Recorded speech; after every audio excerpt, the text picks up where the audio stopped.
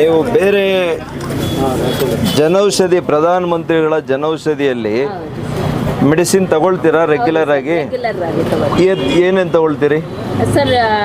Sugar tablets, B P tablets ಮತ್ತು painkiller. ಎಷ್ಟು ವರ್ಷದಿಂದ ಶುಗರು ಬಿ ಪಿ ತಗೊಳ್ತೀರಿ? ಸರ್ ನಾನು ಸುಮಾರು 1.5 ವರ್ಷದಿಂದ ತಗೋತಾ ಇಲ್ಲೇ ತಗೋ.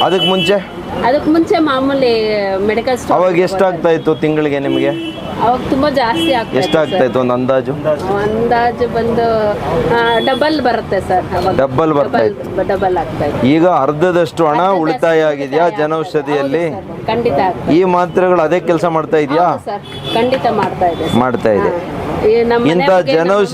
ಇಂಥ ಜನೌಷಧಿ ಮಾಡಿದ್ದು ಪ್ರಧಾನಮಂತ್ರಿಗಳು ಒಳ್ಳೇದಾ ಕೆಟ್ಟದಾ? ಇಲ್ಲ ಸರ್, ತುಂಬಾ ಒಳ್ಳೇದು, ತುಂಬಾ ಒಳ್ಳೇದು.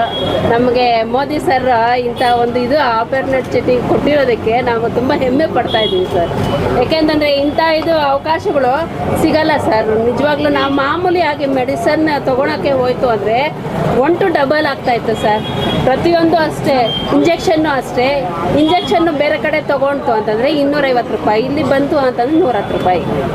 ಅದೇ ಇದಾಗುತ್ತೆ ನೋಡಿ. ಇಂಥ ಅಂಗಡಿಗಳು ಮುಚ್ಚಬೇಕಂತೆ ರಾಜ್ಯ ಸರ್ಕಾರದವ್ರು ಹೇಳೋದು, ಕಾಂಗ್ರೆಸ್ ಅವ್ರು ಹೇಳ್ತಾರೆ. ಖಂಡಿತ ಮಾಡಬಾರ್ದು. ಕಾಂಗ್ರೆಸ್ ಸರ್ಕಾರ ಹೇಳುತ್ತೆ ಜನೌಷಧಿನ ಮುಚ್ಚಬೇಕು ಅಂತಾರಲ್ಲ. ಇಲ್ಲ ಸರ್, ತುಂಬಾ ಒಳ್ಳೇದು. ಏನ್ ಹೇಳ್ಬೇಕು ಇವ್ರಿಗೆ ನಾವು?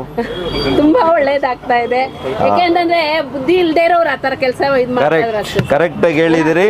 ಈ ಸರ್ಕಾರ, ಕಾಂಗ್ರೆಸ್ ಸರ್ಕಾರ, ಬುದ್ಧಿ ಇಲ್ದಿರ ಇರೋ ಸರ್ಕಾರ. ನಿಜ ಸರ್. ಎಲ್ಲಿ